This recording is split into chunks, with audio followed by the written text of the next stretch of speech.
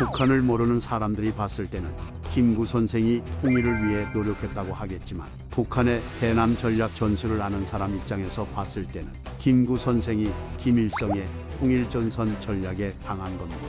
김일성은 남한 단독정부 수립을 막고 공산 정권을 세우기 위해 김구 선생을 이용한 겁니다. 대한민국에서도 좌파들이 권력을 갖게 되면 역사를 왜곡해요.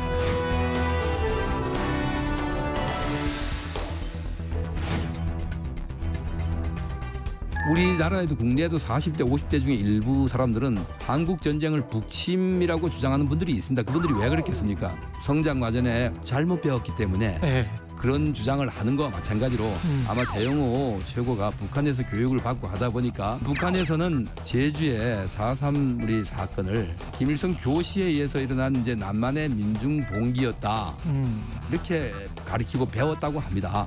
우리 역사에서는 그것을 갖다가 김일성 교시에서 발생된 폭동이라고 정의하지 않지 않습니까? 그렇죠. 그렇기 때문에 생각과 다르죠. 좀 자중했으면 좋겠다.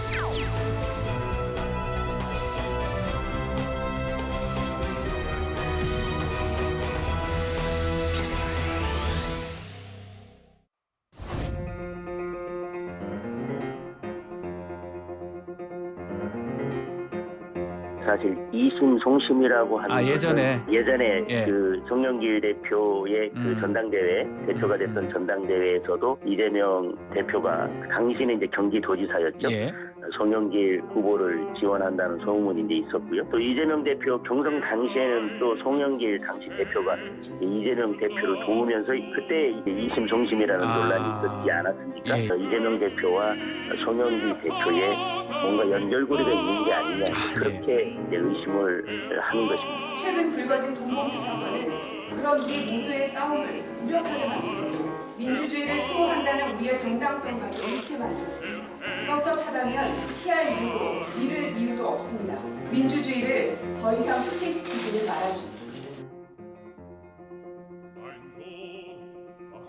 사실 국회의원이 300만 원 때문에 당 대표 후보를 지지를 바꾸거나 뭐 이럴 가능성 매우 낮는데요. 그래서 50만 원은 사실 이게 뭐 이 한 달 밥값도 안 되는 돈이긴 하거든요. 그래서 이런 돈을 아마 실비이지 않을까라는 예상은 합니다만 뭐 이런 관행도 사실 사라져야죠.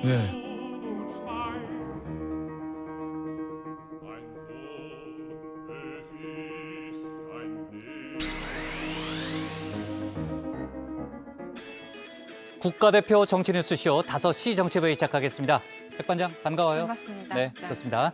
자, 오늘 윤석열 대통령이 외신과 인터뷰를 했는데 네. 우크라이나에 대한 무기 지원을 열어놓는 그런 발언을 한 거죠. 네, 그렇습니다. 윤 대통령은 로이터 통신과의 인터뷰에서 민간인에 대한 대규모 공격 등이 발생하면 군사적인 지원 제공을 고려할 수 있다고 밝혔습니다. 국제사회가 용납할 수 없는 상황이 있다면 인도주의적 지원만 주장하는 게 어려워질 수 있다는 취지인데요. 이 발언을 놓고 국내 정치권에서 논란이 뜨겁습니다.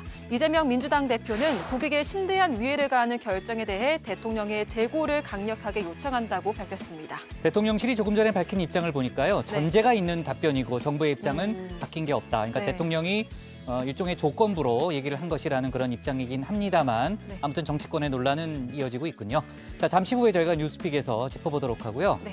그나저나 프랑스 파리에 체류 중인 송영길 전 대표가 조금 전에 현지 특파원들을 만났다는 거죠. 네, 그렇습니다. 당초 출근길에 파리 특파원과의 질의응답을 자처한 걸로 알려졌는데요. 민주당 내부에서 조기 귀국 요청이 잇따르자 입장을 이르게 밝히는 게 아니냐는 얘기가 있었습니다. 그런데 예상과 다르게 별도의 입장을 밝히지 않았습니다. 기자들이 조기 귀국과 거취 등에 대해서 질문했지만 22일에 밝히겠다고 말을 아꼈는데요. 기자들의 질문에도 토요일에 뵙겠다면서 자리를 벗어났습니다. 네. 지금 이제 뭐 당 초선 중진 의원들 모두가 이제 네. 송영길 돌아오라 이렇게 지금 입장을 내고 있잖아요. 네. 조금 전에 이제 송영길 전 대표가 명확한 입장을 밝힐 줄 알았는데 뭐 일단은 그러진 않았군요. 저희가 상황실에서 조금 더 얘기를 해보도록 하고요. 아까 이제 장경태 의원의 발언을 들어봤습니다만 당 일각에서 돈봉투 의혹을 이른바 밥값 식대 수준으로 낮춰서 좀 발언한 게 있었잖아요. 네. 논란이 좀 일었죠. 맞습니다. 장경태 최고위원이 50만 원은 한 달 밥값도 안 되는 돈이라면서 선거에 영향을 미쳤다고 보긴 어렵지 않나고 말한 겁니다. 이후 해당 발언으로 논란이 일자 SNS를 통해 어떤 용도일 것 같냐는 질문에 답변한 거라고 해명했는데요. 발언 취지에 맞지 않게 보도되고 있다고도 밝혔습니다. 정성호 의원도 돈봉투 의혹에 대해서 밥값, 기름값 수준이라고 언급했다가 오늘 하루 만에 실언을 했다고 사과했습니다. 국민의힘 상황 좀 짚어보면요. 아까 이제 영상에서도 봤던 대로 태영호 최고위원의 발언이 사실 이제 최근에 여러 건이 이제 논란이 됐는데 어제 저희가 속보로 다뤘던 내용이잖아요. 백범 김구 선생이 북한 전략에 당했다 이렇게 네. 발언을 했고 오늘 상당히 논란이 커졌죠. 그렇습니다. 한 언론사와의 인터뷰에서 김구 선생이 통일을 위해 노력했다고 하겠지만 사실은 김일성의 통일전선 전략에 당한 거라고 말한 겁니다. 과거 제주 4.3 사건이 김일성 지시로 촉발됐다고 말해서 구설에 오른 만큼 역사 인식이 왜곡됐다는 지적이 잇따랐습니다.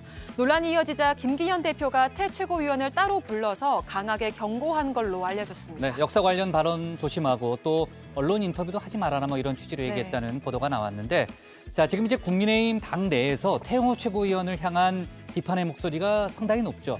네, 그렇습니다. 이준석계로 분류되는 김용태 전 최고위원과 허은하 의원은 태 최고위원을 강도 높게 비판했습니다.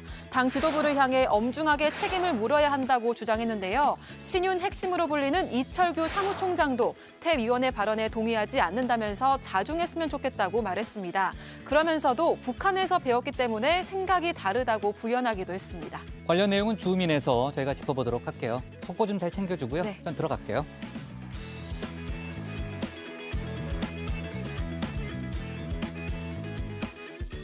네, 오늘 회의는 류 실장 박마커, 유채커 조멘토 백반장, 김현숙 소통역사 그리고 정치부의 예청자 정의원분들과 함께하겠습니다. 오늘도 속보 실시간 반영하면서 열어놓고 회의를 진행하죠.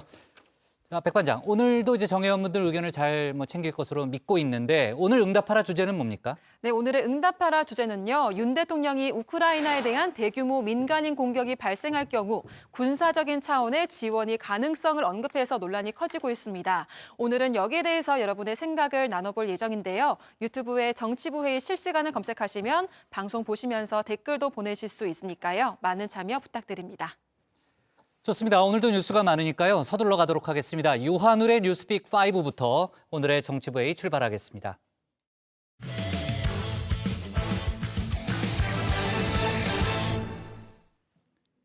한미 정상회담이 이제 일주일 앞으로 다가왔습니다. 윤 대통령이 미국 방문을 앞두고 외신과 인터뷰를 진행했는데요. 여러 조건을 붙였지만 사실상 우크라이나에 살상 무기를 지원할 수 있다고 문을 열어놨습니다. 미국에서 유출된 기밀 문서와 관련된 내용이기도 해서 이 부분까지 포함해서 정치권에서는 논란도 일어나고 있는데요. 관련 내용을 유한울 체커가 정리했습니다.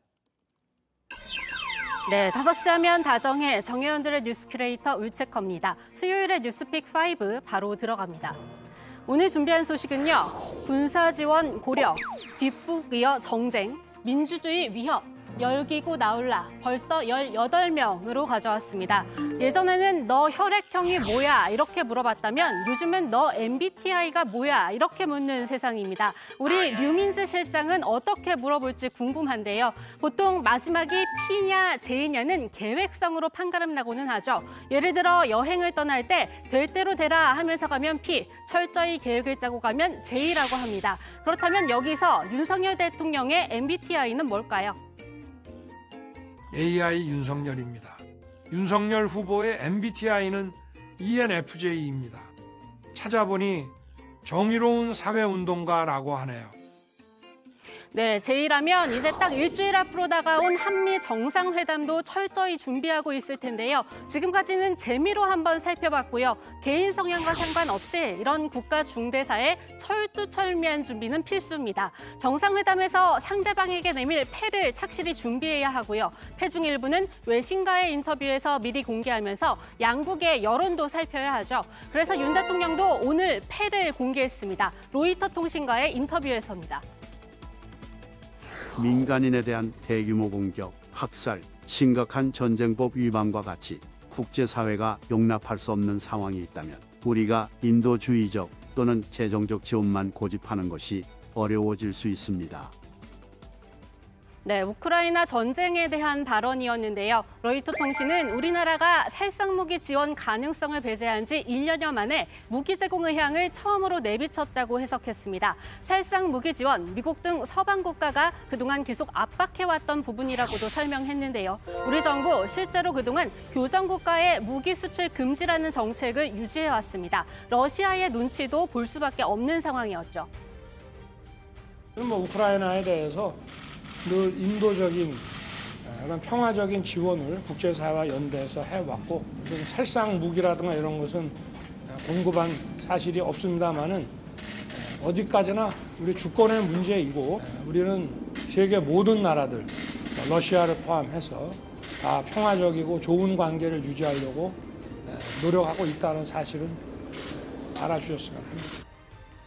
네, 윤 대통령이 오늘 직접 정책 변화 가능성을 공식화한 셈입니다. 여기에 대한 의견도 분분한데요. 들어가서 살펴보도록 하고요. 그렇다면 여기서 떠오르는 게 있습니다. 바로 미국의 도청 논란입니다. 온라인상에 유출된 문건에서 이문희 전 외교비서관이 말했다고 한 내용과 상당 부분 겹칩니다. 이문희 전 외교비서관은 미국 요청에 따라 포탄을 제공할 때 미국이 최종 사용자가 되지 않을 수 있다는 우려가 있다고 언급합니다. 우크라이나전에 살상무기를 제공하지 않는다는 정부 정책을 바꾸는 게 유일한 방법일 수 있다고 제안합니다. 그러자 김 전 실장은 윤 대통령의 국빈 방문과 우크라이나 무기 지원 발표가 겹치면 두 사안을 거래했다는 여론이 일 수 있다고 우려합니다. 해당 문건에 따르면 두 사람은 고민 끝에 이 포탄을 폴란드에 판매해서 우회 수출하는 방안까지도 이야기했죠. 이 내용이 그대로 이뤄진 게 아닌가 이렇게 의심 가능한 정황도 속속 드러나고 있습니다. 먼저 폴란드 총리가 미국 뉴욕타임스와의 인터뷰에서 그동안 관련 논의를 우리나라와 해왔다고 밝혔습니다. 그런데 마테우시 모라비에츠키 폴란드 총리가 뉴욕타임스와의 인터뷰에서 그동안 한국과 함께 무기와 포탄 조달을 논의했다고 말했습니다. 한국이 포탄을 대량으로 보유하고 있어 도움이 될 수 있다고도 했습니다. 폴란드 총리는 또 포탄 지원과 관련해 한국은 러시아와 중국의 반응을 두려워한다며 바이든 미 대통령이 나서야 한다고 주장했습니다. 여기에 우리나라의 한 언론은 이것 역시 이 해당 문건 내용처럼 155mm 포탄이 지난달부터 해외로 반출된 것으로 보이는 현장을 포착해서 보도하기도 했는데요. 민주당은 이 보도를 근거로 윤 대통령에게 직접 해명하라고 공세를 펼치고 있습니다. 도청된 기밀 정보에 따르면 이 사실이 점점 확인되어 가는 것 같습니다. 우크라이나로 이들 포탄이 유입됐을 가능성을 배제하기 어렵습니다. 만일 이게 사실이라면 우리 국익과 안보에 중대한 위협이 아닐 수가 없습니다. 특히 정부가 국제사회와 우리 국민에게 거짓말을 했다는 비판도 피하기 어려울 것입니다. 그렇다면 여기까지 유출된 문건 내용 사실상 그대로 이뤄졌다고 볼 수 있는데요. 여기에 미국은 해당 문건에 대해 기밀문서 유출 용의자라면서 헬기와 장갑차까지 동원해 공군 소속 21살 잭 테세이라를 체포했죠. 미국 국방부는 저희 JTBC 외교안보팀의 취재 결과 온라인에 떠도는 문서, 최근 고위직들에게 다운받지 말라 이렇게 경고성 지침까지 내렸다는데요. 결정적으로 오스틴 국방장관이 이 기밀 유출에 대해 유감을 표명했습니다. 미국은 정상회담 조율차 현지를 찾은 김태효 국가안보실 1차장한테 유감 표명도 했다는데요.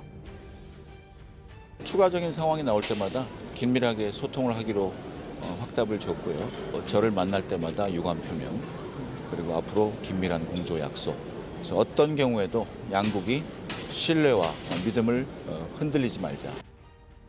그렇다면 우리나라는 왜 논란이 처음 불거졌을 당시 이 위조를 이야기하면서 도청 의혹을 제기하는 것을 두고 외교 자해 행위라고 한 건지 의문이 드는 게 사실입니다. 섣부른 대응이라는 지적을 피하기가 어렵다는 비판이 나오는데요.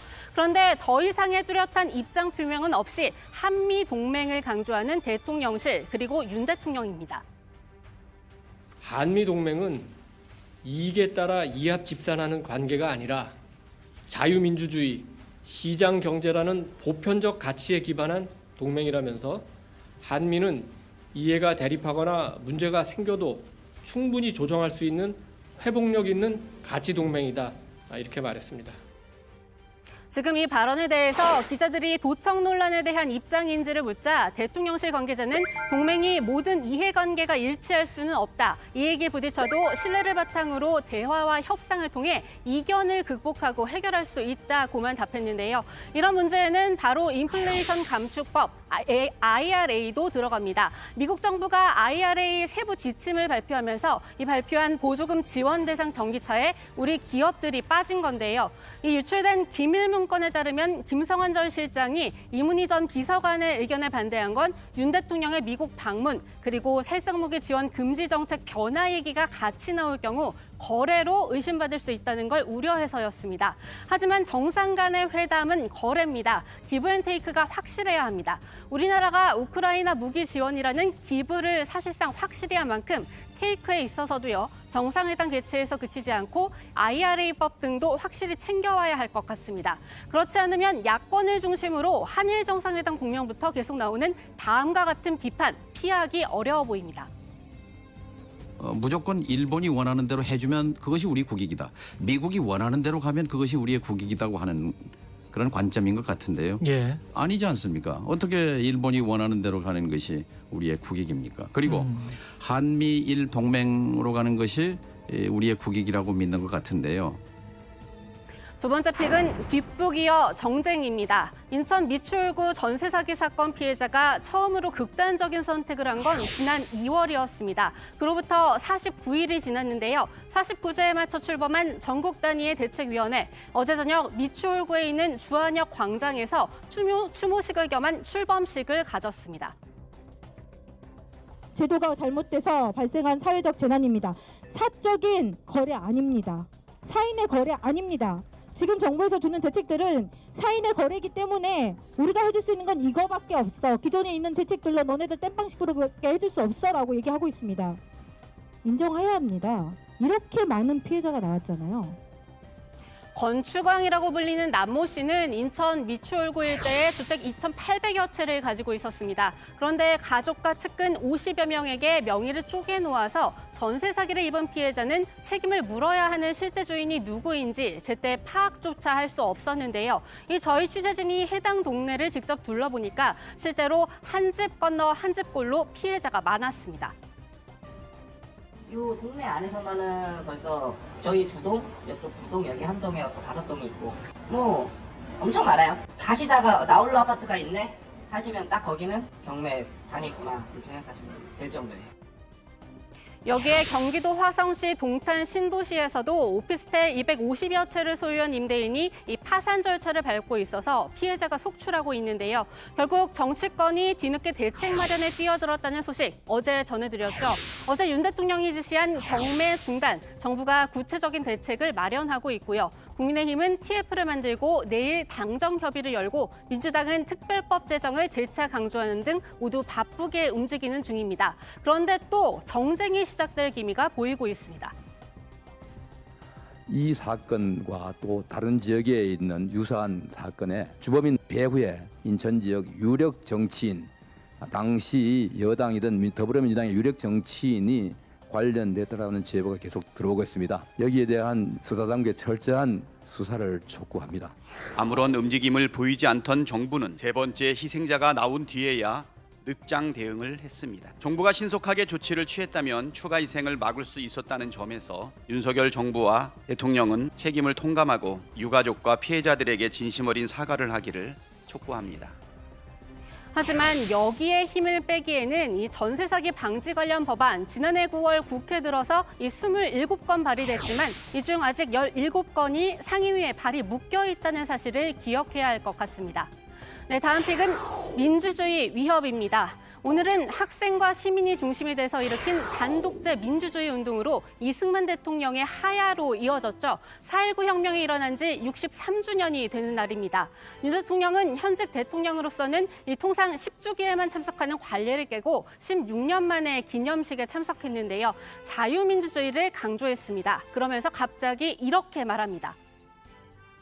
우리가 피와 땀으로 지켜온 민주주의는 늘 위기와 도전을 받고 있습니다. 독재와 폭력과 돈에 의한 매수로 도전을 받을 수도 있습니다.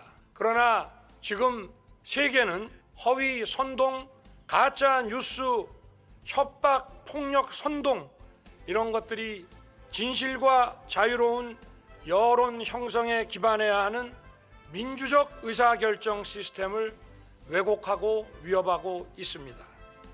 네, 가짜뉴스, 허위선동, 돈에 의한 매수 모두 민주당을 겨냥한 거란 해석이 나오는데요. 오늘 이재명 대표도 기념식에 참석했죠. 두 사람은 어색한 악수만 나눴습니다. 네, 네 번째 픽은 열기구 나올라입니다. 지옥철을 넘어서 김포 골병라인으로 불리는 김포 골드라인. 뉴스픽에서도 전해드린 것처럼 정부와 지자체가 앞다퉈서 대책을 내놓고 있습니다. 그중 하나로 언급되는 수륙 양용버스. 비판과 조롱에 부딪히자 서울시가 대안으로 수상버스를 내놨는데요. 영국의 리버버스를 도입하는 겁니다. 하지만 일각에선 계속해서 현실성 없는 대책이라고 비판이 나오고 있습니다. 김포의 지역구를 둔 박상혁 민주당 의원의 말입니다. 한 번도 실증되지 않은 것들을 마치 현실적인 대책인 것처럼 얘기하니까 시민 여러분들께서 어제도 이런 얘기를 하시더라고요. 그럼 이제 열기구 타자는 얘기까지 나올 것 같다. 이럴 정도로 이 현실성 없는 대책 때문에 오히려 지금의 문제가 희화된다고 저는 생각합니다. 네, 오늘의 마지막 픽 벌써 18명입니다. 엠폭스 지난 7일 국내 6번째 확진자가 나온 뒤 오늘까지 벌써 18명이 걸렸습니다. 계속 해외 유입 없이 국내에서 감염되고 있는데요. 질병청은 고위험 시설 또는 모바일 앱 등을 통한 익명의 사람과의 밀접 접촉에 의한 걸로 추정된다면서 주의를 당부했습니다. 이 신속한 병상 배정을 위해 17개 시도에 치료 병상을 지정해 운영한다고도 밝혔습니다. 네, 오늘의 뉴스픽은 여기까지입니다. 들어가서 원픽 뽑겠습니다. 뉴스픽 5였습니다. 네, 윤 대통령의 방미가 이제 임박했고요. 윤 대통령의 로이터 통신 인터뷰 내용이 정치권에 파장을 낳고 있습니다. 물론 이제 조건부로 얘기한 거지만 어쨌든 무기 지원을 처음으로 시사하는 그런 발언이기 때문에 논란이 커졌는데요. 대통령실이 오늘 이 부분에 대해서 다시 한번 추가 설명을 내놓은 게 있죠. 네, 그렇습니다. 대통령실 관계자는 전제가 있는 답변이라는 점을 강조했습니다. 윤 대통령의 발언을 다시 짚어드리면 군사 지원에는 대규모 민간인 공격과 대량 학살, 정쟁법의 중대한 위반이라는 전제가 붙어 있죠. 이 관계자는 국제사회는 우크라이나전에 관심이 굉장히 많다. 최근에도 대통령을 만나는 외교 인사들이 입장을 묻곤 했는데 로이터도 그러한 측면에서 질문을 했다. 이렇게 발언이 나온 배경을 설명했습니다. 군사 지원 불가능이라는 정부 입장이 변경된 건 아니라는 취지입니다. 네, 민주당에서는 비록 조건부긴 하지만 국익을 해치는 행위다 이렇게 비판을 하고 있는 거죠. 그렇습니다. 이재명 대표는 조건부 군사적 지원 가능성에 대해서 지금 분쟁 지역에 대한 군사 지원은 국익을 해치는 행위고 결단코 해서는 안 될 일이라고 말했습니다. 그러면서 대통령이 다시 생각해 봐줄 것을 요청했는데요. 직접 들어보시죠. 보수 정권, 진보 정권을 막론하고 어떤 정권도 적대국을 만들어내는 외교 정책을 한 바가 없습니다. 대한민국의 국익에 심대한 위해를 가하는 이번 결정에 대해서 대통령의 재고를 강력하게 요청드리는 바입니다. 정치권에서 다양한 목소리가 나오는데 이준석 전 대표는 국민의힘 인사들을 오히려 저격했다는 거죠. 맞습니다. 이준석 전 국민의힘 대표가 오늘 윤 대통령의 발언을 다룬 기사 링크와 함께 페이스북에 글을 올렸는데요. 10개월 전에 제가 우크라이나에 갔을 때 러시아 눈치를 봐야 한다던 정치인들이 무슨 생각을 하고 있을지 궁금하다고 쏘아붙였습니다. 그러면서 이 대통령께도 비슷한 톤과 매너로 한 말씀 부탁한다고 덧붙였는데요. 당시 정진석 의원은 정부와 청와대의 외교안보 핵심 관계자들이 대부분 이 대표의 우크라이나 방문에 난색이었다고 한다. 정부가 탐탁치 않아 하는 외교 분야 일이라면 적어도 여당 정치인은 그 결정에 신중해야 한다고 비판을 했었죠. 당시 이 전 대표가 반박을 하면서 두 사람 사이 설전이 오갔던 적이 있습니다. 네, 자 전세 사기 관련해서 지금 여야 모두 또 정부에서도 갖가지 좀 대책이 좀 나오고 있습니다. 상당히 발빠르게 움직이는 건 분명해 보이는데 일각에서 나오는 공공 매입 방안을 놓고서는 부정적인 평가도 좀 나오고 있다는 거죠. 네, 맞습니다. 한덕수 총리가 전세 사기 자체가 발을 붙일 수 없는 환경을 만드는 게 가장 중요하다고 강조를 했습니다. 오늘 기자간담회에서 현 정부 들어서 대책을 열심히 만들었지만 아직 어려운 점이 있고 그런 부분을 고쳐 나가겠다면서 이렇게 말한 건데요. 경매 유예 등 해결책을 만들어낼 것이라면서도요. 이 정부가 건물을 사주는 공공 매입에 대해서는 형평성 문제 문제 때문에 신중하게 접근해야 한다고 했습니다. 국민의힘 박대출 정책위의장도 비슷한 입장을 내놨습니다. 네, 좋습니다. 관련 속보 계속해서 좀 챙겨주고요. 오늘의 원픽은 어떤 걸로 잡을 거예요? 네, 오늘의 원픽입니다. 윤 대통령 우크라이나 군사 지원 고려, 이재명 대표 국익 해치는 행위.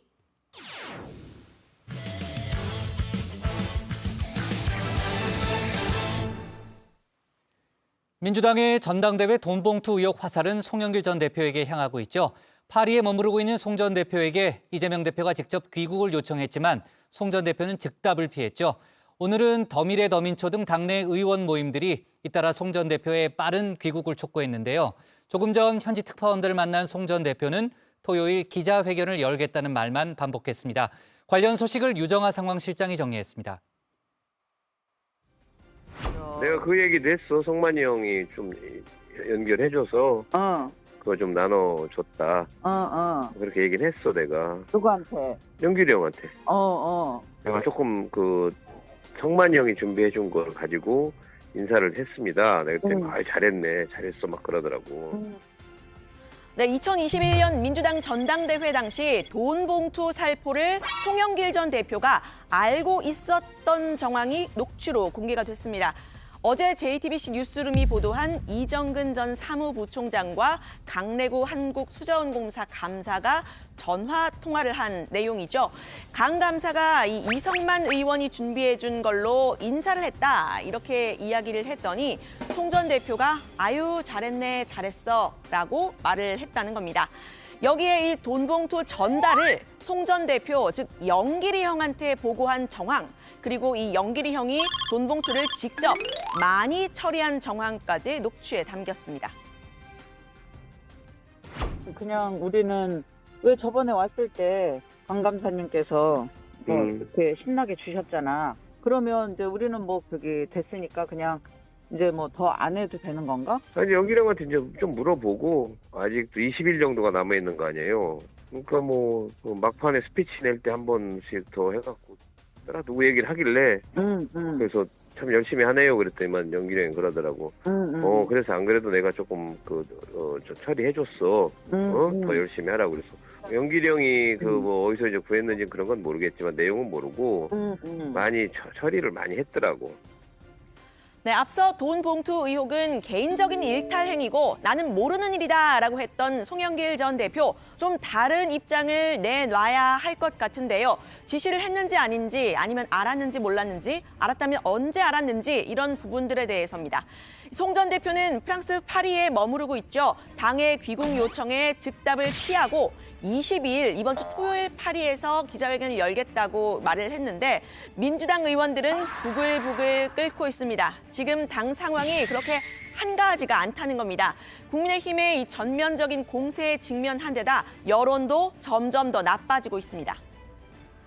숨는 자가 범인이라고 합니다. 당당하면 나와서 설명하면 될 텐데 왜 외국으로 도망가서 자꾸 뒤에서 수근수근 하는지 모르겠습니다. 송영길 전 대표가 출국하게 된 과정도 사실은 외국으로 도망간 것이 아닌가 하는 의심을 하지 않을 수가 없습니다.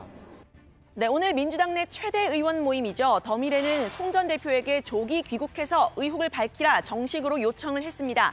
귀국을 미루면서 외국에서 기자회견을 한다는 것, 이 전직 당대표로서 매우 부적절하다는 겁니다. 과거 당대표 시절 민주당 의원들의 이 LH 부동산 투기 의혹이 불거졌을 때 탈당 권고, 출당 조치를 송 전 대표가 직접 했던 이 전례도 들었는데요. 이 당 차원의 강력하고 엄중한 조치도 촉구를 했습니다. 민주당 초선 의원 모임 더민초도 기자회견을 열었는데요. 일단 본인들이 고개를 숙였고요. 이 더민초 역시 송 전 대표를 향해서 조속히 귀국해달라. 그리고 당 차원에서는 사실관계를 확인하고 엄중한 조치를 취해달라 요구를 했습니다. 이번 위기를 당의 쇄신 기회로 삼아야 한다는 말도 했습니다. 공개되는 녹취의 내용은 상당히 충격적이고 구체적입니다. 저희는 이번 기회에 우리 당에 아직 구태가 남아있다면 모두 드러내 일소하고 완전히 새로운 당으로 다시 태어나는 노력을 해야 한다고 뜻을 모았습니다. 네, 이 돈봉투 의혹을 뒷받침하는 이 녹취 내용 충격적이고 구체적이더라라고 했던 이 더민초 의원들의 말과는 다르게요. 민주당 내에서는 녹취록의 신빙성을 제기하는 사람들도 있습니다.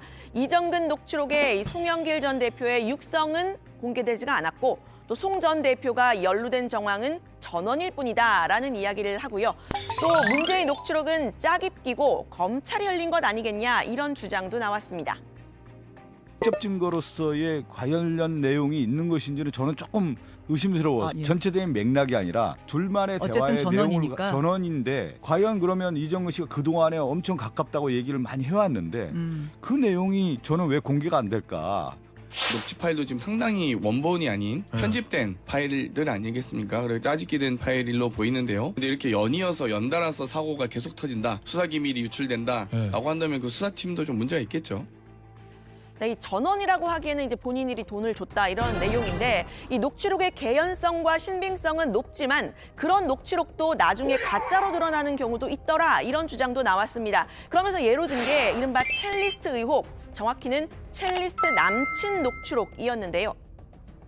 첼리스트 의혹, 그것도 역시나 마찬가지로 굉장히 구체적이고 사실에 가까운 내용들이다라고 녹취록을 신빙했지만 실제 또 수사 결과는 그거와 달랐기 때문에 지금 상황에서 녹취록만을 가지고 모두 다 사실이라고 말하기는 어려울 것 같습니다.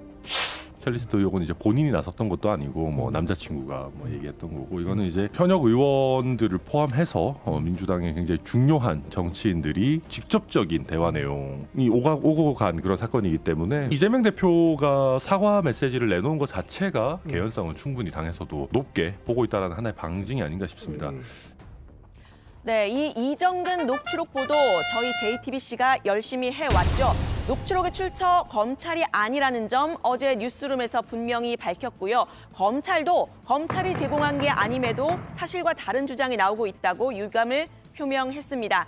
지난해 말부터 돈봉투 의혹을 취재해온 임지수 기자는 당시 송 전 대표도 취재를 했는데 입장을 밝히지 않고 프랑스 파리로 출국했다고 말했습니다.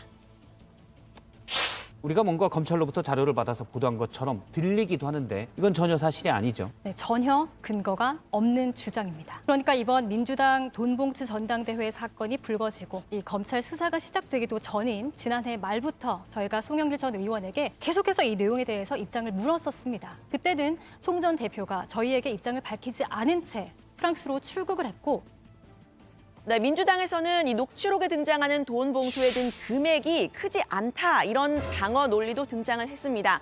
검찰이 본 돈 봉투 전체 액수 9,400만 원인데요. 국회의원과 원외 인사들 캠프 직급에 따라서 50에서 300만 원이 든 봉투가 각각 전달됐다는 거죠.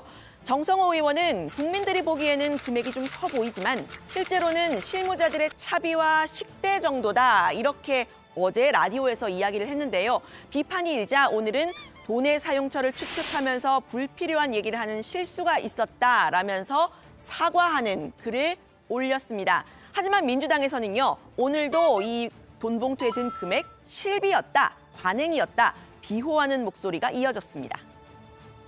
사실 국회의원이 300만 원 때문에 당 대표 후보를 지지를 바꾸거나 뭐 이럴 가능성 매우 낮는데요. 50만 원은 사실 이게 이 한 달 밥값도 안 되는 돈이긴 하거든요. 그래서 이런 돈을 아마 실비이지 않을까라는 예상은 합니다만 뭐 이런 관행도 사실 사라져야죠. 네, 정회원 여러분은 이런 해명 어떻게 보시나요? 국민의힘에서는 경악할 일이다라는 반응이 나왔습니다. 표심을 돈으로 사는 것 사실이라면 정당법과 정치자금법 위반 사안이라는 겁니다.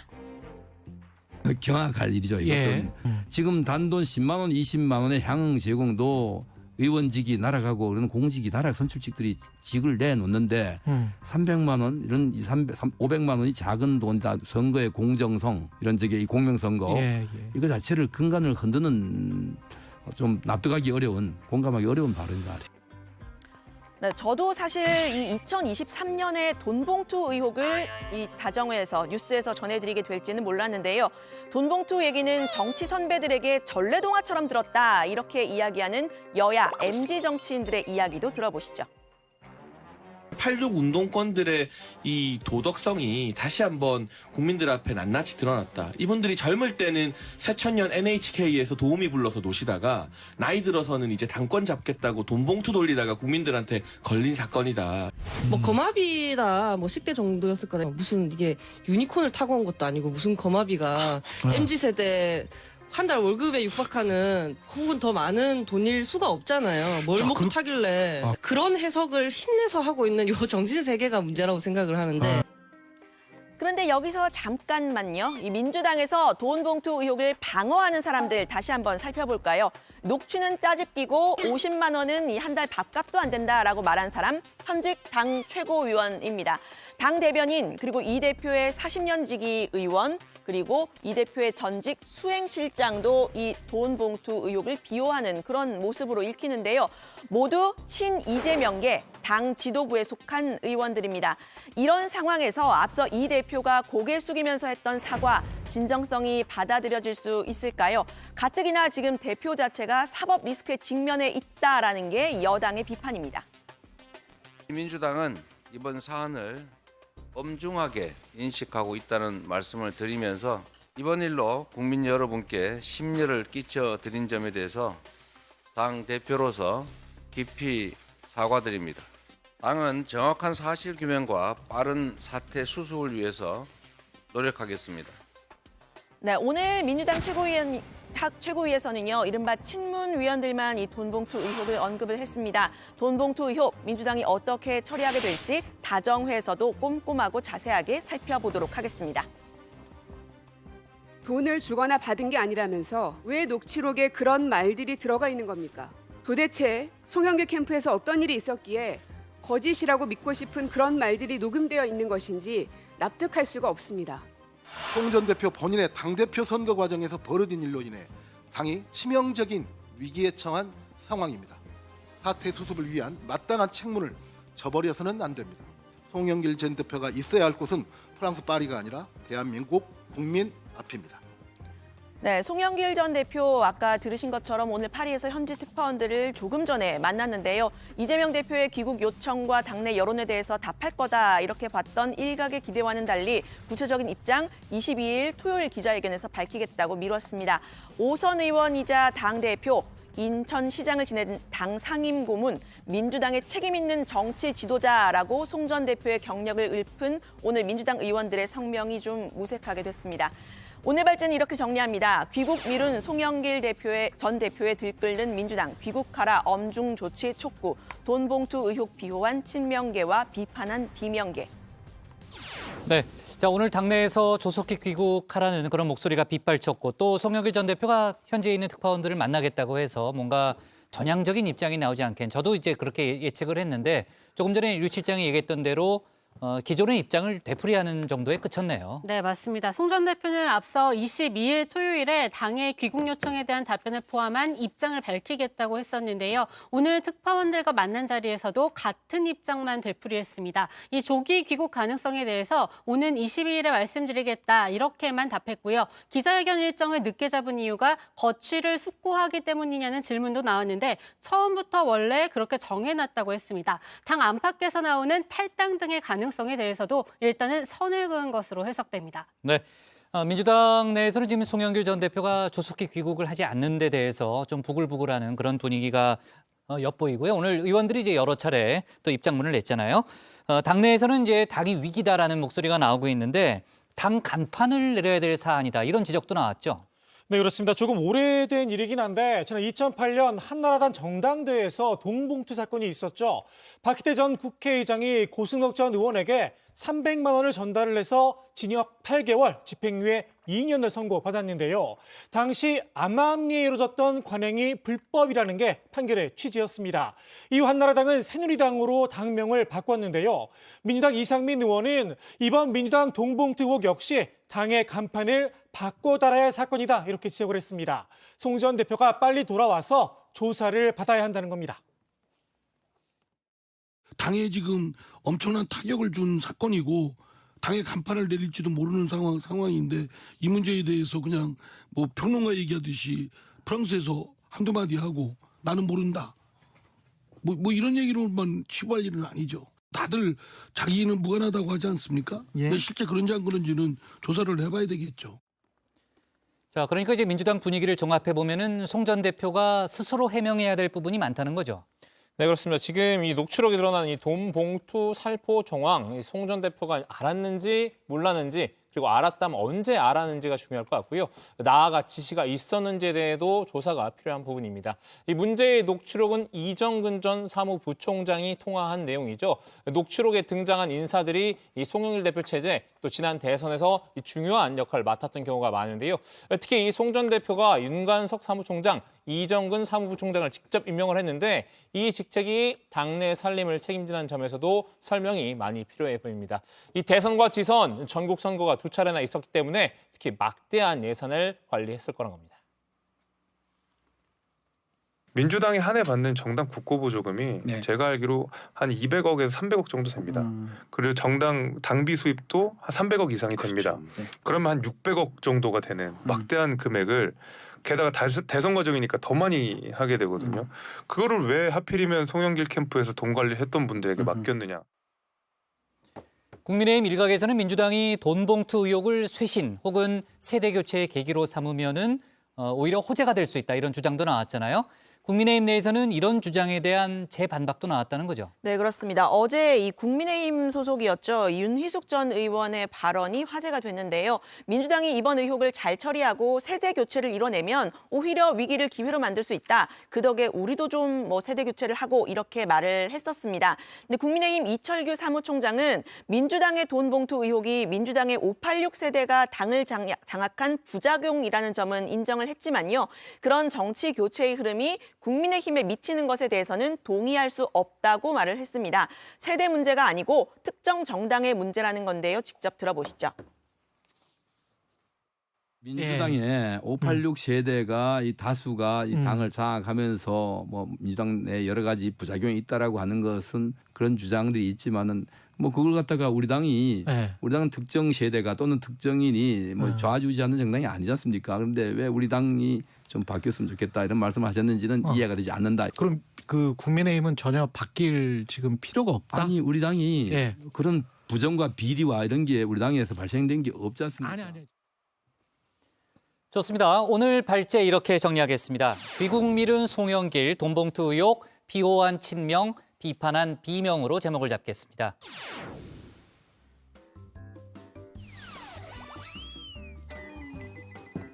안녕하세요. 정치부회의의 소통시간 백반장입니다. 여러분, 오늘 낮에 좀 초여름 같은 날씨였죠? 분명 어제까지 추웠던 것 같은데 요즘 날씨가 참 변덕스러운 것 같습니다.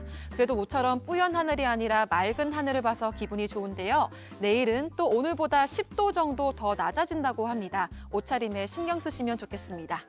네, 오늘의 소통 주제는 윤 대통령 민간인 대규모 공격 시 우크라이나 군사 지원 고려, 여러분의 생각은입니다. 먼저 다정회에서 미리 살펴본 댓글들 보겠습니다. 네, 먼저 BBOB님께서는 우리나라가 나토 가입 국가도 아니고 우크라이나와 동맹국도 아닌데 군사 지원을 한다고?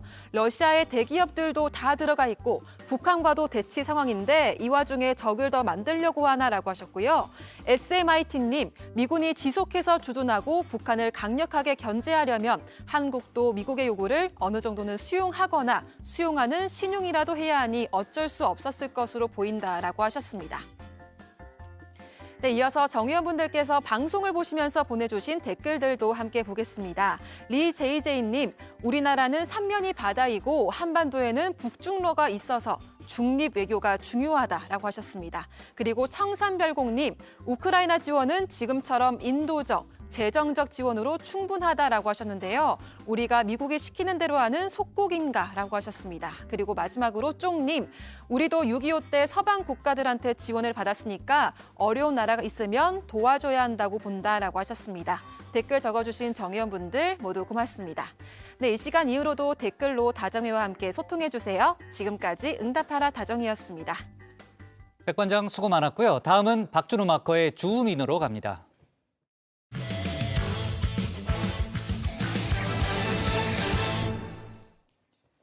국민의힘 태영호 최고위원의 역사 관련 발언이 또다시 논란에 휩싸였습니다. 백범 김구 선생의 통일정부 수립 노력은 김일성의 통일전선 전략에 당한 거라고 주장했는데요. 제주 4.3 사건에 이어서 또다시 본인이 과거 북한에서 배운 역사적 지식을 꺼내든 거죠. 당내외에 비판이 쏟아지고 있는데 관련 내용을 주민에서 정리했습니다.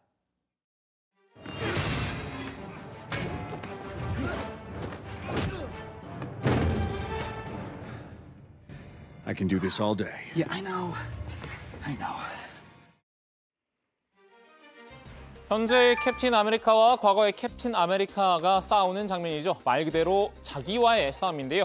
국민의힘에도 지금 과거의 자신과 다투고 있는 이가 있습니다. 태영호 최고위원입니다.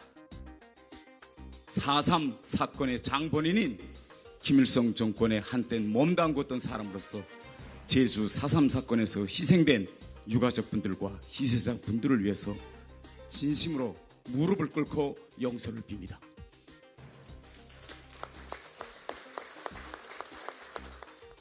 태 최고위원 지난 전당대회 때 제주 4.3 사건과 관련한 발언으로 논란을 빚었습니다. 이 4.3 사건은 남로당이 김일성의 지령을 받아서 일으킨 폭동이라는 설명인데요. 이 4.3 사건의 본질, 이념 갈등이 빚어낸 현대사의 비극이란 점입니다. 당시 무고한 시민들이 공산주의자로 몰려 억울하게 희생당했는데요.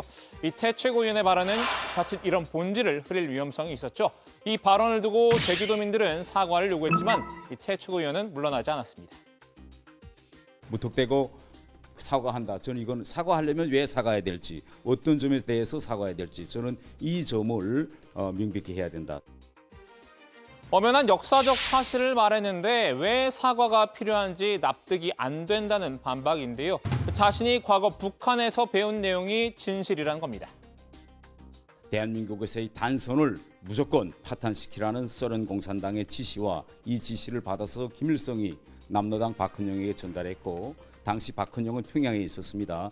그렇게 돼서 제주도뿐만 아니라 당시 남한 전역에서 50 단선을 파탄시키기 위한 남로당의 활동이 있었거든요. 그래서 이 큰 맥락에서 보고 여기에 따라서 제주도당도 이런 결정을 내렸고요. 이런 역사의 진실은 저는 부인하면 안 된다. 당내에선 때 아닌 역사 논쟁이 일었는데요. 이 하태경 의원, 서울대 주사파의 핵심으로 활동하다가 전향한 이력이 있죠. 태 최고위원이 팩트를 잘못 알고 있다고 꼬집었습니다. 제가 태 의원한테 이야기를 해드려야 되는데 제 지식으로는 남로당 지시고 48년에 그때는 남로당이 김일성의 북로당이랑 분리돼 있었어요. 네. 그래서 김일성하고는 상관없이 남로당 박헌영 주도로. 이건 또 역사적인 얘기니까 역사의 판단에 맡기고. 저는 태 의원 의견에 동의하지는 않습니다. 당시 김일성이 박헌영에게 지시를 낼 입장이 아니었다는 건데요. 물론 이 역사적 사실은 관점에 따라 달리 볼 여지가 있습니다. 발언 내용의 사실 여부를 떠나 문제가 된 건 따로 있는데요. 이 태 최고위원이 우리 역사계가 합의한 정론을 부인한다는 점입니다. 이른바 김동설에서 벗어나지 못했기 때문일까요? 세상은 김일성 중심으로 돌아간다는 이 북한의 김일성 우상화 교육인데요. 북한에서는 이 김일성이 솔방울로 수류탄을 만들고 나뭇잎을 타고 강을 거는 신적인 존재죠. 이 태 최고위원, 북한에서 외교관과 그 가족들의 사상 교육도 맡았었다고 하는데요. 몸은 남한에 왔건만 역사관은 북에 두고 온 모양입니다. 현재 유엔 대사로 나가 있는 자성남 대사와 현직 대사로 있는 현학봉 대사와 함께 무너져가는 북한 정권의 외교적 이미지를 선전하는데 선봉적 역할을 해왔을 뿐만 아니라 대사관 내 당 조직 책임자인 세포비서로서 외교관과 그 가족들의 사상교육 업무도 관장해왔습니다. 태 최고위원의 역사관, 어제 또다시 논란을 자초했습니다. 월간조선과의 인터뷰에서 백범 김구 선생에 대한 이야기를 꺼냈죠. KBS 한 역사 프로그램이 발단이었는데요. 김구는 미군정하고 좀 껄끄러웠어요. 그래요? 왜냐하면 김구 같은 경우는 대한민국 임시정부의 법통을 인정하라. 근데 미군정은 인정할 수 없다. 김구 선생님은 사실 중국에서 투쟁을 해오신 분이잖아요. 그것밖에 모르시는 분이고 이승만 전 대통령은 근대 정치를 보면서 외교지. 권력의 본질을 알고 외교 어떤 세련됨 이런 걸 익혔기 때문에 정치적으로는 이승만 전 대통령이 한 수 위였죠. 김구 선생은 아마 강골의 이미지가 컸을 거예요. 그렇죠. 태 최고위원은 이승만 대통령은 통일정부 수립을 반대하고 이 김구 선생은 마지막까지 통일정부 수립을 위해 노력하다가 암살됐다는 식으로 역사를 다루는 걸 보고 깜짝 놀랐다고 말했는데요. 김구 선생이 지나치게 미화됐다는 취지입니다. 오히려 김구 선생은 김일성에게 이용당한 것이라고 주장했습니다.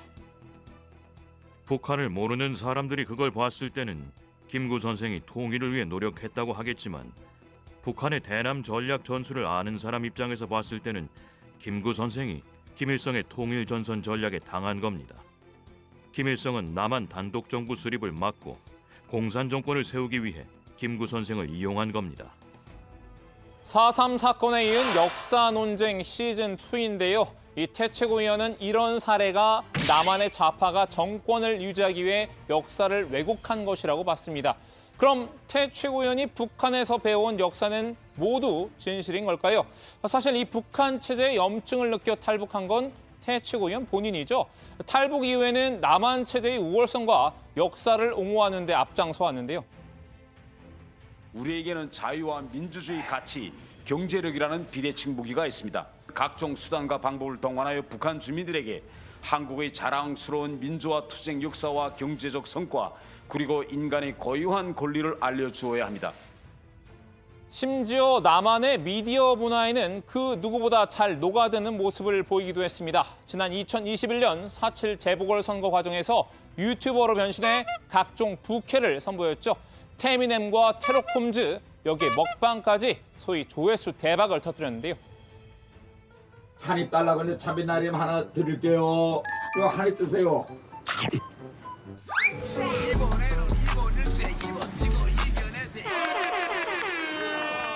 도와줘요, 테러컴즈. 그럼 제가 직접 가보겠습니다.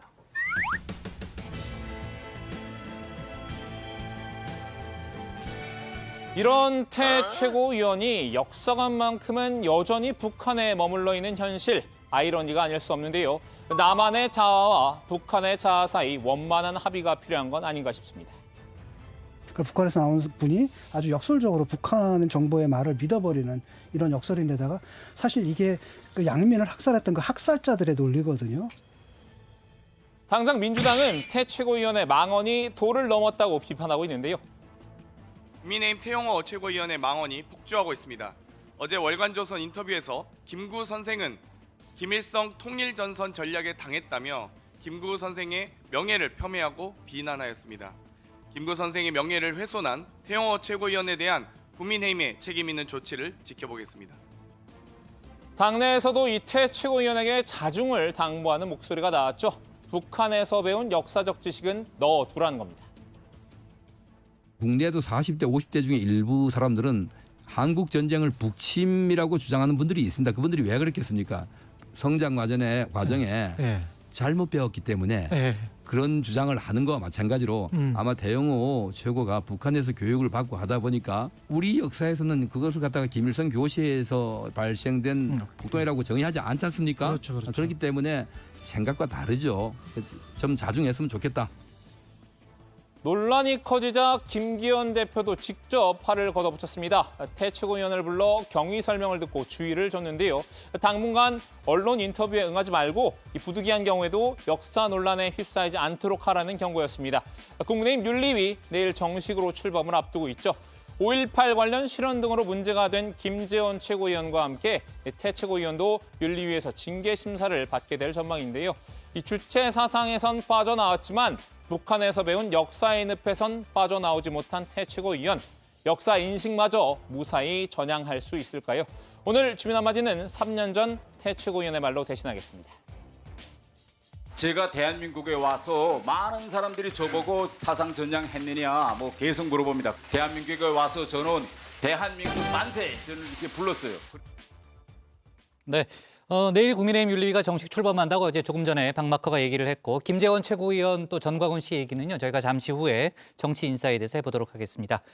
민주당이 태영호 최고위원의 백범 김구 선생 관련한 인터뷰 내용에 대해서 오늘 상당히 공세를 많이 폈는데 발언의 저희가 뭐냐 이렇게 따졌죠? 네, 그렇습니다. 박성준 민주당 대변인이 오늘 태 최고위원의 백범 김구 선생이 김일성의 통일 전선 전략에 당했다. 이런 취지의 언급을 했다는 언론 인터뷰 내용을 두고 날을 세웠습니다. 통일 정부 수립을 위한 김구 선생의 노력을 폄훼했다는 겁니다. 김구 선생의 통일을 위한 노력을 표명했습니다. 북한의 제재를 위해 일하던 사람이 대한민국 국민에게 역사를 가르치겠다는 말입니까? 태영호 최고위원이 4.3 망언에 이어 김구 선생님까지 표명한 것은 결국 구구적 역사관으로 대한민국 역사를 전복하려는 목적입니다. 네, 박 대변인은 우리 국민이 모두 아는 김구 선생의 통일국가 수립 노력을 부정하는 이유가 뭐냐고 물었는데요. 이승만 건국 대통령 만들기에 앞장서는 정부 시책에 편승하려고 이 김구 선생을 모독한 거냐 비난을 했습니다. 네, 박 대변인은 태 최고위원의 막말과 망언이 국민의힘에선 상식인가라면서 국민의힘은 언제까지 국민 인내심 한계를 시험하려는지 답하라 따져 묻기도 했는데요.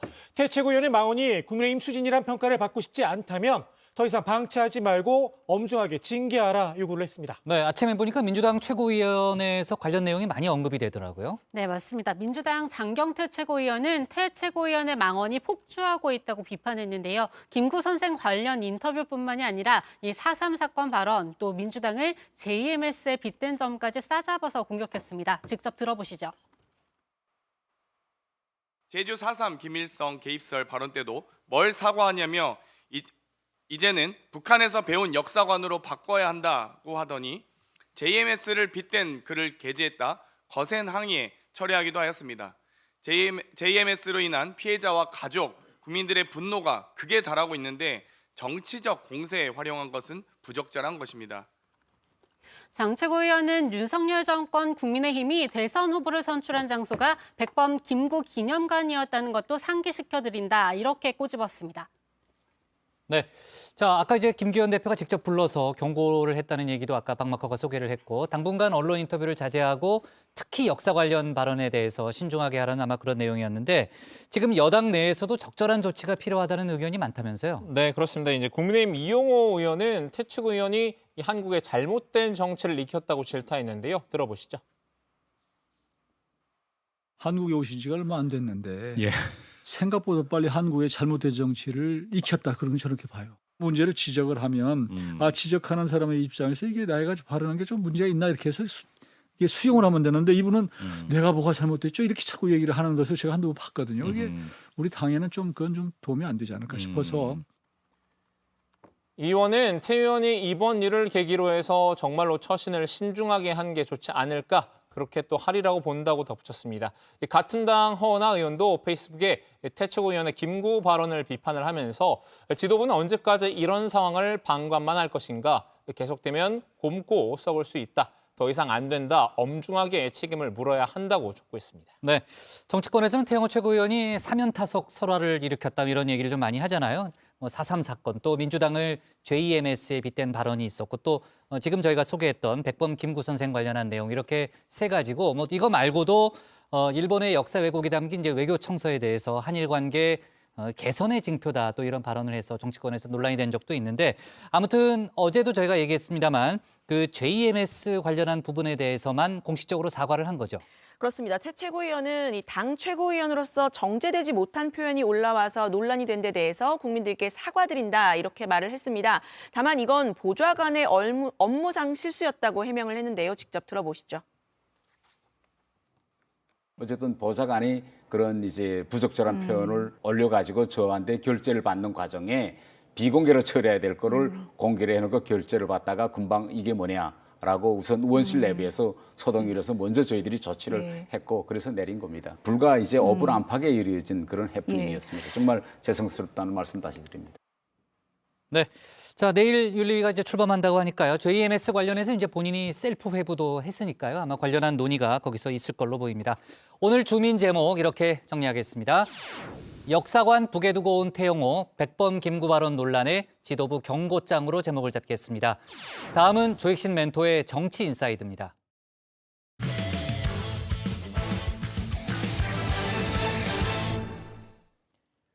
국민의힘이 사랑제일교회 목사 전광훈 씨와 절연하기 위해 직접 행동에 나섰죠. 입당 원서에 전 씨를 추천인으로 쓴 당원들에게 사실상 탈당을 권유했는데요. 당내에선 전당대회 과정에서 전 씨가 우리의 희망이라고 추켜 세웠던 김재원 최고위원도 손절해야 한다는 목소리가 나옵니다. 김 최고위원이 자진 사퇴해야 한다는 건데요. 관련 내용을 정치 인사이드에서 짚어보겠습니다.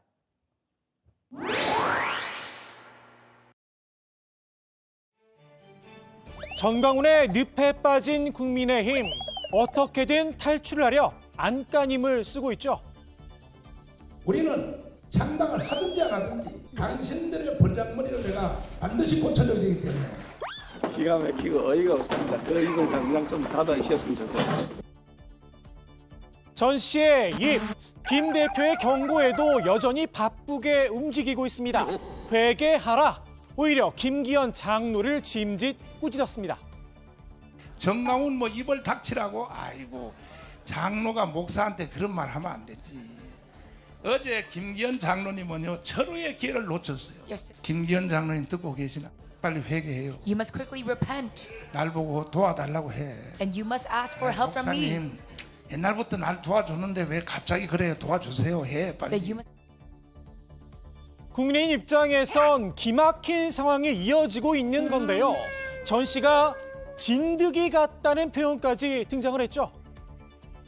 또 자꾸 우리 뭐 진드기처럼 붙어 있는 그 전광훈 이것도 문제거든요. 그래서 그게 의원님 어떻게 목사라는 호칭도 하지 않고 계십니다, 의원님은. 표현하자면 그런 모습 진드기입니까? 아니에요. 예, 그리고 계속 우리 뭐 계속 스토킹하다시피 하고 그래서. 전 씨가 창당한다는 신당 코미디다 쏘아 붙이기도 했습니다. 그 나무당에 계시면서 뭐 창당하냐 안 하냐는 게 상당히 코미디 같고요. 예. 또 이분은 보면은 창당 전문 정당인 것 같아요. 이때까지 당을 4번이나 창당했거든요. 예. 2020년도에 창당해서 예. 총선 후보자들 내고 했지만은 아주 그 득표율이 미비했지 않습니까? 예. 그래서 당시에 뭐 비례대표 한 석도 얻지 못했지 않습니까? 예. 그 정도 수준 아닌가 싶은데요. 당 차원에선 절연 작업에 돌입했죠. 전 씨를 추천인으로 쓴 당원들에게 사실상 탈당을 권유했습니다.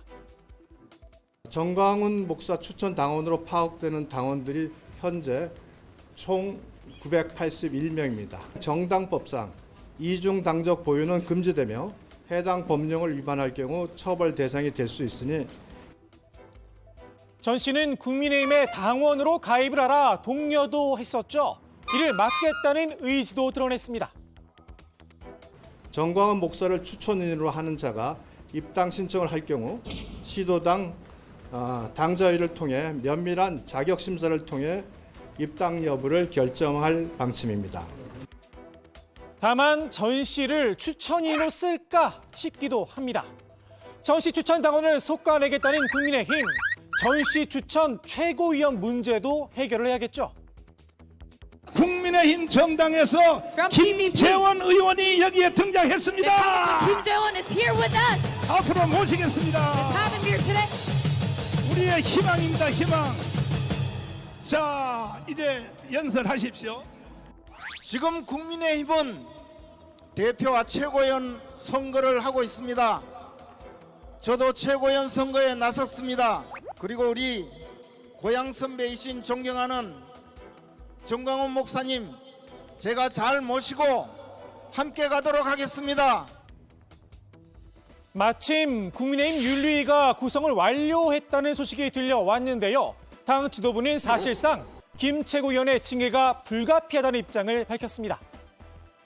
우리 당이 추구하는 이념과 가치라든가 이런 데 어긋난다면은 또 어긋나는 것으로 보입니다. 당연히 윤리위가 구성됐으니까 윤리위원장과 윤리위원들께서 알아서 조치하시겠죠. 적어도 당원권 정지 1년 이상 중징계가 나올 거란 전망이 나오는데요. 저 지금 6개월 이렇게 한다라고 하면은 솜방망이라는 얘기가 바로 나오지 않겠어요? 바로 총선 출마길 열어줬다고. 그렇죠. 그냥 뭐 총선 출마 열어준 솜방망이 징계 이렇게 헤드라인이 찍힐 건데 이게 박힐 건데 그거는 징계를 안 하는 이만 못한 거거든요. 그래서 할 거면 저는 1년 이상으로 할 거라 봅니다. 다만 실제 징계가 결정되기까지는 절차상 상당한 시간이 필요하죠. 당내에선 그렇지 않아도 대처가 늦었는데 좀 더 빠른 조치가 필요하다는 목소리도 나옵니다. 적어도 5.18 전에는 가시적인 조치가 있어야 한다는 겁니다. 김 최고위원의 5.18 관련 망언 문제, 5.18 전에 마무리 짓지 못한다면 당 지도부가 광주를 찾을 염치가 없겠죠. 그래서 나온 대안, 김 최고위원의 자진 사퇴론입니다.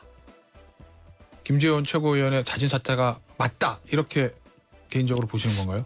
자진 사퇴는 뭐 그분의 판단을 맡기겠는데요. 그래도 어떤 조치가 좀 필요하지 않을까 생각합니다. 본인 스스로의 조치? 그게 가장 현명하겠죠. 윤리위에서 김 최고위원을 징계하는 건 당 지도부에 부담이 된다는 지적도 나오는데요. 윤리위에 회부될 후보군들, 김 최고위원 단 한 명만은 아니죠. 당이든 법이든 형평, 그다음에 공평, 정의 이게 지켜지지 않으면 부당하다라고 생각을 하게 되거든요. 억울하다. 그래서 김재원 최고뿐만 아니라 조수진 최고, 또 태영호 최고 한 번 징계를 하기 시작하면 우리 국민들께서 느끼시기에 징계를 안 하면 엄중하게 안 보고 있는 거 아니야라고 생각하신단 말이에요. 그렇죠. 그러니까 이게 그러면 최고위원들 다 자르고 뭐 김기현 대표 혼자 앉아가지고 최고위원 할 겁니까? 이준석 전 대표를 물러나게 하고 들어선 김기현 지도부의 업보인지도 모르겠습니다. 그래서 이준석 대표 그때 말 가지고 징계할 때 진짜 터무니없고 굉장히 위험한 선례 남긴다고 생각했었거든요. 그게 지금 부메랑이 돼서 날아오는 거죠. 다만 이제와 자진 사퇴만으로 관련 논란을 마무리 지을 수 있을까요? 이미 늦었다는 지적도 있죠.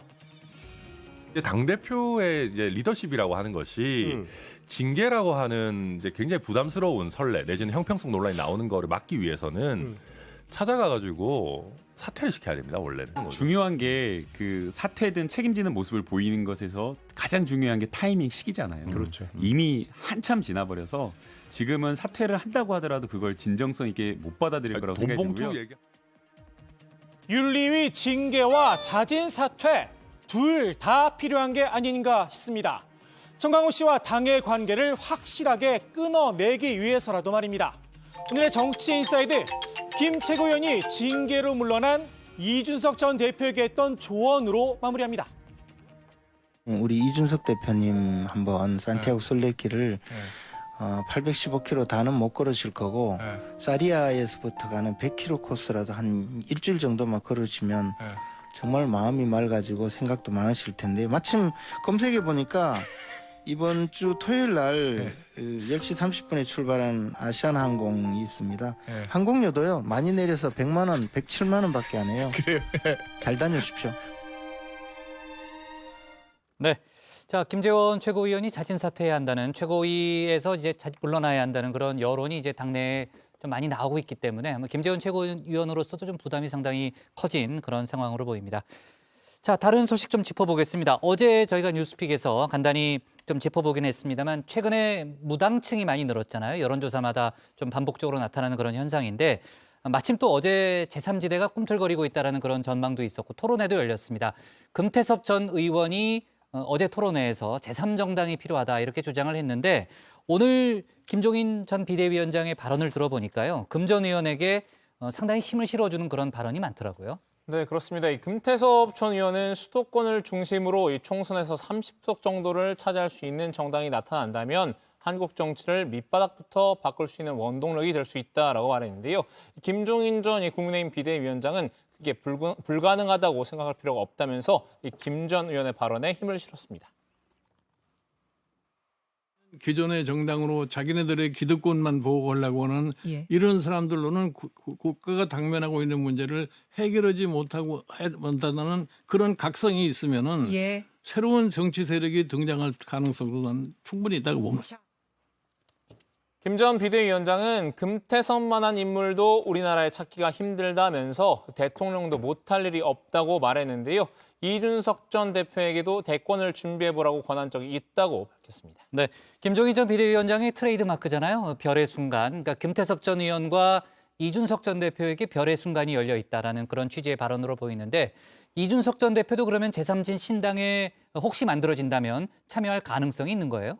네, 이준석 전 대표는 신당을 아직까지 고민해 본 적이 없다고 밝혔습니다. 살면서 금태섭 전 의원과 교류해 본 적이 없기 때문에 제3당 합류는 앞서 나가는 얘기라는 건데요. 이 전 대표는 하루빨리 국민의힘이 정상화돼서 정신 못 차리는 반란군들을 빨리 제압하고 싶은 생각밖에 없다고 강조했습니다. 내년 총선에 노원구에 출마하는 건 상수라면서 여기서 누군가 변수를 만들려고 한다면 능동적으로 대처하겠다 이렇게 덧붙이기도 했습니다. 네. 자, 국민의힘 내부에서 홍준표 대구시장에 대해서 발언을 자제해달라는 공식적인 요청이 있었고 홍 시장이 당분간 입을 닫겠다고 했잖아요. 어제 저희가 주민에서 관련 내용을 짚어봤었는데 자, 그래서 이제 한동안 정치적 메시지는 내놓지 않을 거다라는 그런 관측이 많았는데 홍 시장이 오늘 보니까 김기현 대표 대신에 윤희숙 전 의원을 공격하고 나섰더라고요. 그렇습니다. 최근에 여야가 예비 타당성 조사의 기준을 완화하는 내용을 담은 국가재정법 개정안을 만장일치로 통과를 시켰는데요. 윤희숙 전 의원이 이걸 비판하면서 공항 얘기를 꺼냈습니다. 일단 윤 전 의원의 말부터 먼저 들어보시죠. 너무나 필요 없는 그 인프라를 막 만들어 놓으면 예를 들면 지금 지역에서 다 공항 만들겠다는 거거든요. 공항 만들어 놓으면 어마어마한 인프라 투자가 필요한데 전에 그 어딘가요? 무안인가요? 왜 동네 주민이 고추 말리는 사진이 굉장히 화제도 있었죠. 지금 네, 이 홍준표 시장은 이 윤 전 의원이 말한 고추 말리는 공항이라는 표현에 발끈하고 나섰는데요. 한국개발연구원에 근무했던 소소한 경력으로 TK 신공항을 이 고추 말리는 공항 운운하며 폄훼하고 떠드는 것은 가소롭기도 하고 기가 막히기도 하다 이렇게 날을 세웠습니다. 땅 투기 혐의로 의원직까지 사퇴했던 사람이 조용히 반성하며 사는 줄만 알았더니 요즘 부쩍 언론에 나타나서 좁은 식견으로 좌충우돌하고 있다면서 더 이상 그런 응석을 받아주지 않는다고 불편한 심기를 그대로 드러냈습니다. 네, 윤희숙 전 의원도 듣고만 있지는 않았는데요. 홍 시장의 주장을 조목조목 반박을 했습니다. 윤 전 의원은 우선 땅 투기 혐의로 의원직을 사퇴한 게 아니라면서 사실관계를 바로잡았습니다. 부친의 농지법 위반 혐의에 도의적 책임을 지고 의원직을 사퇴했다는 겁니다. 홍 시장의 문제 삼은 TK 신공항에 대해서도 평생 단 한마디도 한 적이 없다 이렇게 밝혔는데요. 무안공항에서 고치를 말리는 사진은 이미 유명하다면서 앞으로 건설될 어떤 공항에서도 그런 일이 반복돼서는 안 된다는 생각이었을 뿐이다 이렇게 말했습니다. 홍 시장이 응석이란 표현을 쓴 데 대해선 제발 이런 꼰대 기질을 자랑스럽게 내보이지 말아달라 쏘아붙였습니다. 네, 자 윤희숙 전 의원이 작심하고 반박을 한 것 같은데 홍준표 대구시장이 또 그냥 넘어갈 인물은 아니잖아요. 네, 그렇습니다. 이제 홍준표 대구시장이 다시 이제 재반박글을 올렸는데요. 이 예타를 완화하는 거는 수도권 일극주의를 극복을 하고 국토 균형 발전을 기하자는 취지에서 추진되고 있는 것이라고 강조했습니다.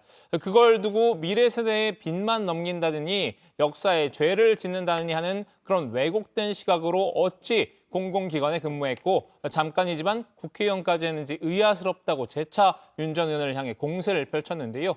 이 꼰대라는 이미지 덧씌우기는 본질을 피해가는 어거지 반론이라면서 그런 걸 덧씌운다고 위축될 사람이 아니라고 맞받아쳤습니다. 네, 자 그리고 그 28일에 민주당 원내대표 선거가 치러지잖아요. 이제 어제 오늘 후보 등록을 하는 날이고 이제 조금 전에 이제 후보 등록이 마감이 됐는데 총 4명의 후보가 나왔네요. 그러니까 홍익표, 김두관, 박범계, 박광원 의원 이렇게 4명이 원내대표의 도전장을 냈고요. 원래는 이제 이원욱 의원이 도전할 거라는 그런 얘기가 나왔는데 이원욱 의원이 도전을 포기하고 박범계 의원이 또 깜짝 등장하는 또 그런 전 상황이 되고 생각보다 친명계가 조금 더 많아졌네요. 그죠? 원래 예상보다는요. 자, 아무튼 그 28일에 선거가 치러지니까 저희가 관련된 속보도 좀 챙겨보도록 하겠습니다. 오늘의 정치 인사이드는 이렇게 정리하겠습니다. 전광훈 추천당원 손절 추천 최고위원은 김재원 자진 사퇴해야로 제목을 잡겠습니다. 오늘 정치부에는 여기까지 하겠습니다. 저희는 내일도 오후 5시 정각에 다시 찾아뵙겠습니다.